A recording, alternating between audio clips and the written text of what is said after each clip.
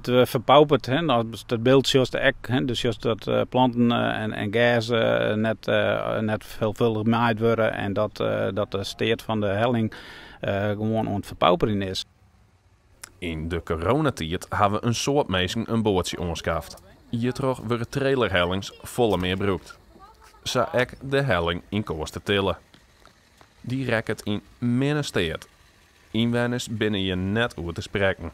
Dat is eigenlijk de aanleiding best van mijn vragen, om vragen te stellen. Want ik krijg vanuit de Meerskip best wel een protte reacties dat de helling een heel protte broek wordt. Dat het echt heel druk is.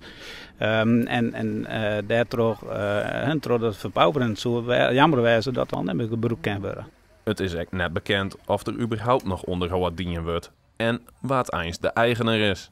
Nou ja, dat is een van de vragen die ik gesteld heb. Van waar is de eigenaar? En toen zij net eigenaar werden, zodat bij wijze van Rijkswaterstaat wijzen, dan zou ik toch echt, dan zal de volgende stap wijzen om hen op te roepen om Rijkswaterstaat echt te vragen om toch in ieder geval onderhoud te plegen. Dus dan zou ik het college ook oproepen om met name in contact te treden met deze organisatie.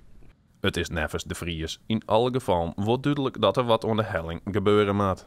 De verwachting is dat er redelijk gauw antwoord van het college commercieel.